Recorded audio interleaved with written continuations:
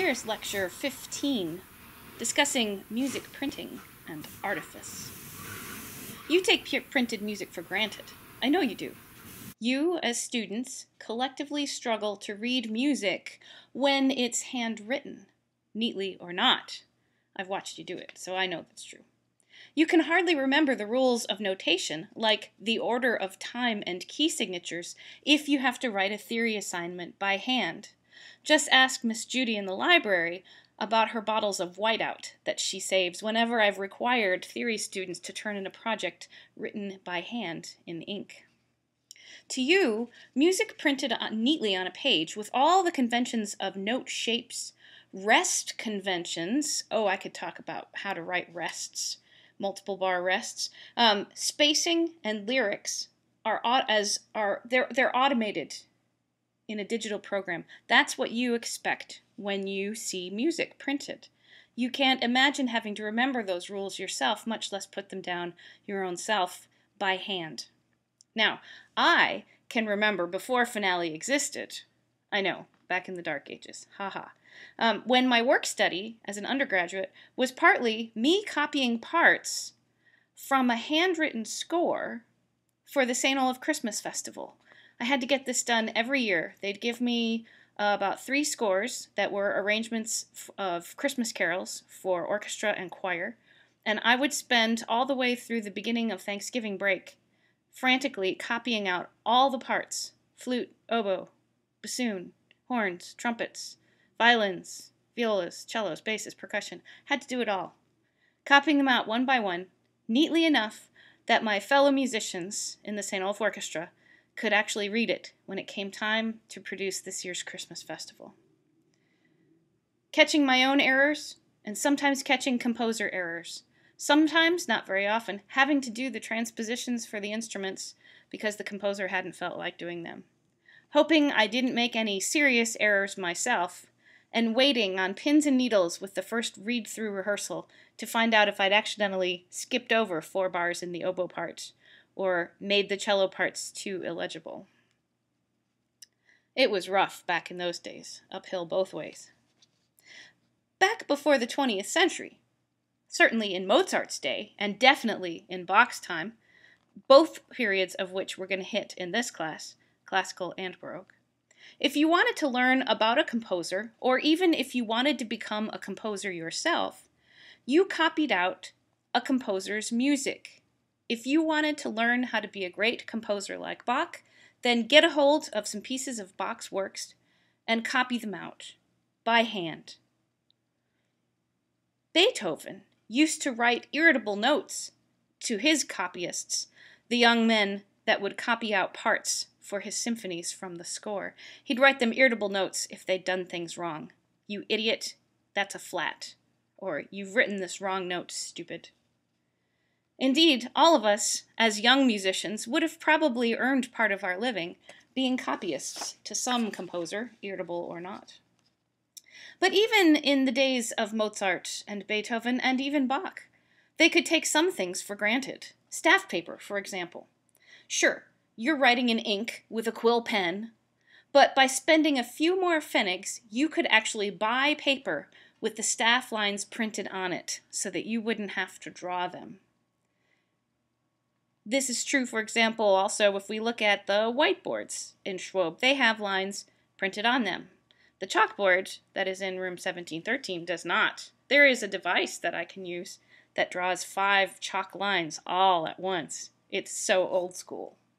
But it's kind of a drag, and it doesn't work very well. And I bet you've even taken the time when you've not in class haven't had any staff paper, and you laboriously try and draw 5 lines inside of 2 notebook paper-lined spaces, and it looks terrible. So we could say, even printed staff paper, we can't take it for granted. So let's jump back to the beginning of the Renaissance and see the fascination with printing music that allows us to do so effortlessly what we do today. Around 1540, Johannes Gutenberg developed a movable type for printing. This was not the first time anything ever was printed. The Chinese had been printing things for centuries. And things like images, pictures carved into wood blocks, could be then also inked and printed. But what Gutenberg's invention allowed to happen was a very continuous and quick and cheap printing process. And that's the movable type. The idea that you could set each letter of a word in a line of type, lock it in place, ink it, and print it. No more would you have to be a monk laboriously writing out every word in the Gospel of Matthew over and over again on parchment made of sheepskin. Instead, the much cheaper paper could be printed, and the same work that would take monks decades to do could be done in a year, easily. So movable type is a big deal. It allows printing to be done quicker and cheaper. More books means more literacy. The more things there are around to read, the more people are interested in reading. That's partly why people are concerned today with the relative or potential demise of the printed book as opposed to the e-book or the video lecture. Oh dear. The Bodleian Library, which is the library of Oxford University, went from having in its inception around 1400, went from having just maybe 2 desks full of handwritten, very valuable sheepskin papered books, to suddenly, with an explosion of printing, to having hundreds of books. And from there, it's taken off like you wouldn't believe. The Bodleian Library has the royal copyright, and so that means any book printed in the United Kingdom, they must send a copy to the Bodleian Library. There are now so many books in the Bodleian Library that they can't be housed in a single building. At first, they housed them at the Bodleian underground, making tunnels under the city of Oxford where they kept the books. And kids from the town would actually be the ones who'd be tasked, it was their job, to run and get books, put them on a little train, and drag the train from one part of the city to another underground, so that they would pop up and appear in the library, whatever library room you were using. But that has even proved insufficient in modern times with the explosion of digitally organized printing. The Bodleian has had to purchase a salt mine to keep all the books that arrive by the dump truck full every week because of their royal copyright. Big deal, though. That's just books. Do any musicians actually read books? I'm being sarcastic because I hope you do. In 1501, the Venetian printer Ottaviano Petrucci released his first volumes of printed music. He applied the idea of movable type and multiple impressions, that is, a multiple stage printing process, to music.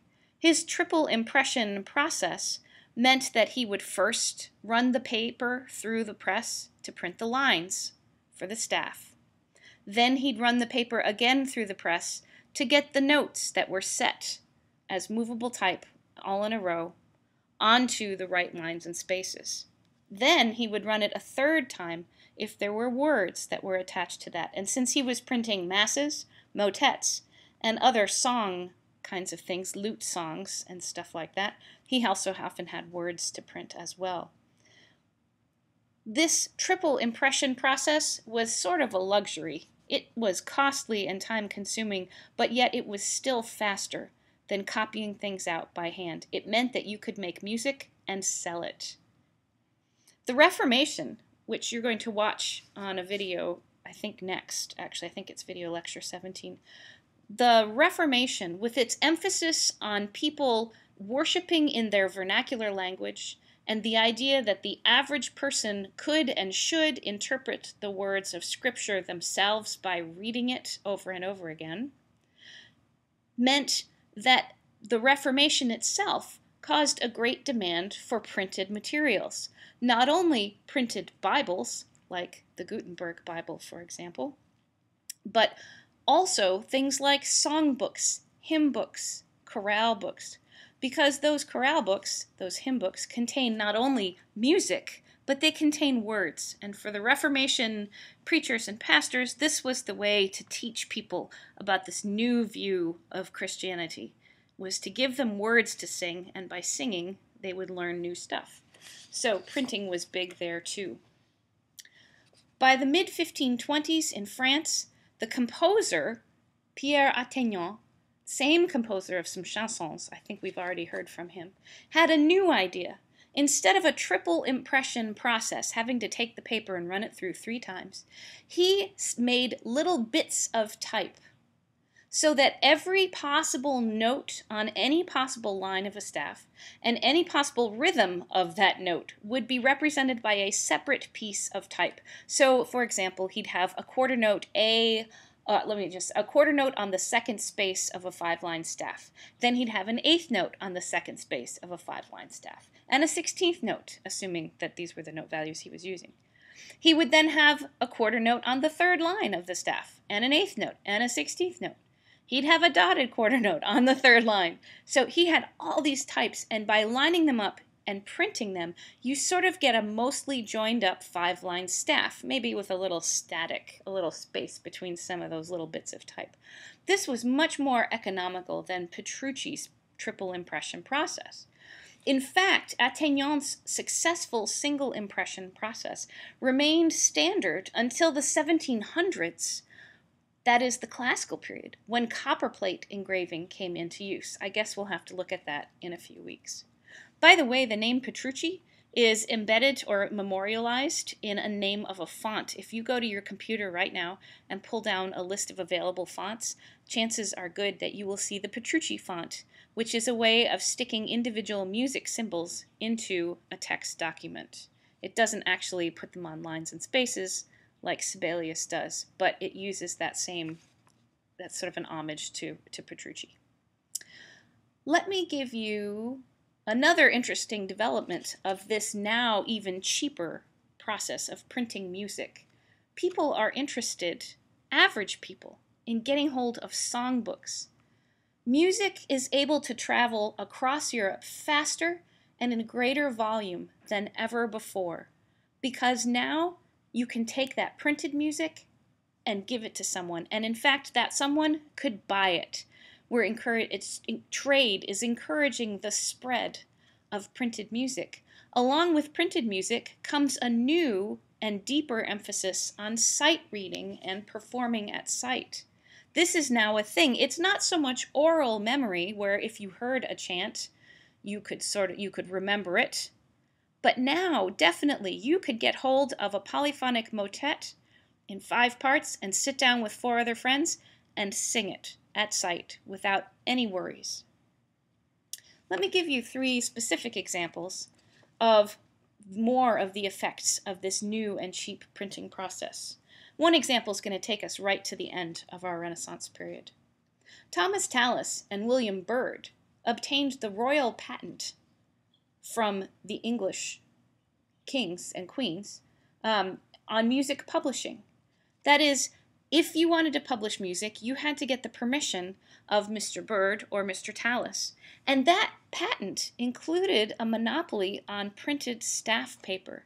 If you were going to music school in England and you were assigned a counterpoint homework and wanted to sit down with some staff paper, you'd have to go buy it. And you'd have to buy it from somebody that had a license to sell it and print it, I guess, from Tallis and Byrd. They had a 21-year monopoly over the publication of polyphonic music and lined paper. Way to corner the market. I'm going to take the idea of printing and tie it into the humanist love of artifice that is one of our threads for this Renaissance period. The love of artifice, or being clever and artful, can be seen in one example of a puzzle canon. A puzzle canon is an imitative piece of music in which the singer has to figure out what to do. When does the second part come in? It's not printed plainly with rests and things like that. And we're going to look here at an example that adorns the book on theory, counterpoint, and oral skills by the composer Thomas Morley. His Plain and Easy Guide to Practical Music was published first in 1597, and I'm going to show you a picture of that front cover. This is the book that I took my theory book title from, because I thought that Thomas Morley really knew what he was doing in a lot of ways, and I felt sort of a kinship to somebody who goes through the arduous task of writing a theory book. In his 3-part theory guide, he has an actual musical score that I'm going to show you here that looks kind of like a very beautiful picture, sort of old picture. It looks like a cross.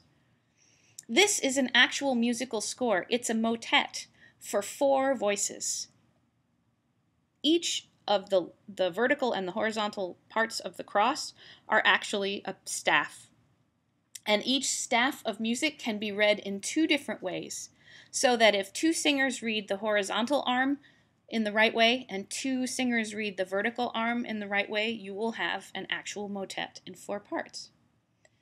You have to decode the clues about what time signature and what clef to read for each part, and also which end of the pitches to start at. It's pretty complicated. If you'd like more detail, I'll post the article that I wrote about this. It's a very brief little overview of it.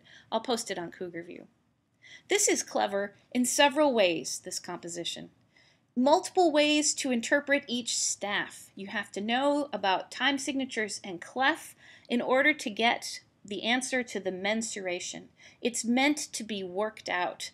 The singers are supposed to be so excited at working out this puzzle, as well as just singing it. It uses the favorite devices of the Renaissance polyphonists of paired imitation, since each of the 2 arms are using the same musical notes.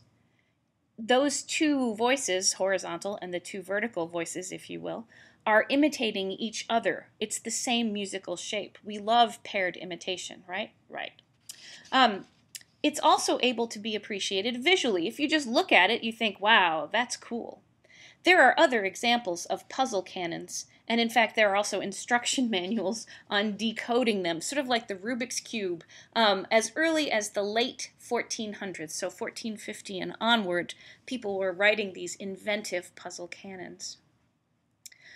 I'll mention while I'm here, it's not visual, but I just mentioned that the second generation composer Obrecht wrote the Missa Fortuna Desperata, where the Gloria and Credo of that Mass are actually a palindrome of each other.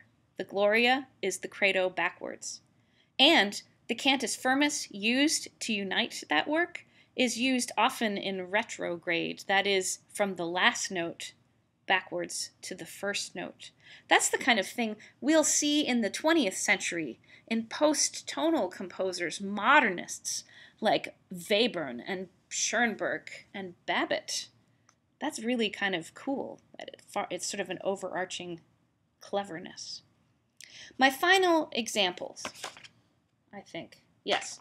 My final example is really visual eye art in general. It's not limited to music.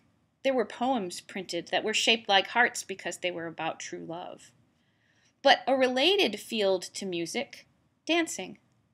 Choreography was often written out and printed in manuals so that people who were gradually learning how to do these complicated and artful dances to prove their innate social worth and how cool they really were on the dance floor, they could read this choreography. The choreography as it's printed or written out is highly formalized.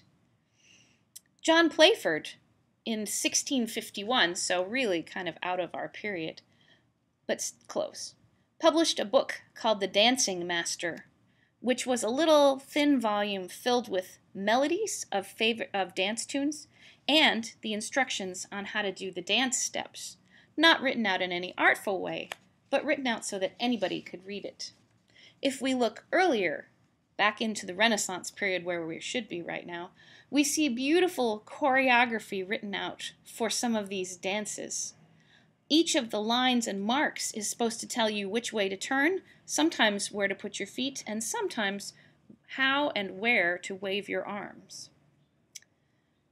These choreographies are so beautiful, as if the lines you could trace on the floor with your feet were somehow still visible and artful, and thus beautiful to the watcher. It's kind of hidden, but it's kind of there. That choreography printing, by the way, is very similar to the tablature notation that was in use by the lutenists and the keyboard players. Instead of a 5-line staff necessarily, you'd have the lines that would represent the strings on your lute. And so any notational symbols on those lines would tell you which strings to press. We see this in modern guitar tablature notation as well. And the same thing can be done with the keyboard. You just need to make lines that represent every single key within a certain span on a keyboard, instead of writing it out on a 5-line staff.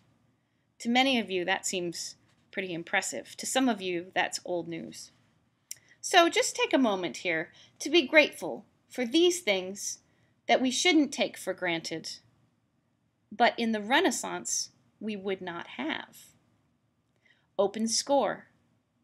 Everything we look at in the Renaissance would have been printed originally in individual parts. Writing in open score was very, very rare. So anybody composing would have been writing out each of the individual parts as they went. Another thing we shouldn't take for granted, bar lines. I mentioned this in another lecture. There are no bar lines. You're supposed to keep track of how many beats have gone by so that you know when the measure is over, and so that you know where the stresses of each measure fall. It's totally up to you, the performer. Another thing to not take for granted, numerical time signatures. You'd still have to be good at looking at those Ars Nova time signatures of circles, broken circles, and dots. You should also be grateful, maybe, for not having to work out the parts of a canon or fugue. The composers that you perform from tell you exactly how long to rest, and exactly when to come in, and exactly what note values to use. And for many of us, we feel perhaps greatly relieved to not have to rely on a tablature notation to tell us how to perform. Although I suspect there are one or two of you that don't mind at all the very tactile sense of reading tablature. So that's a very quick run through the interesting bits of printing and artifice in the Renaissance.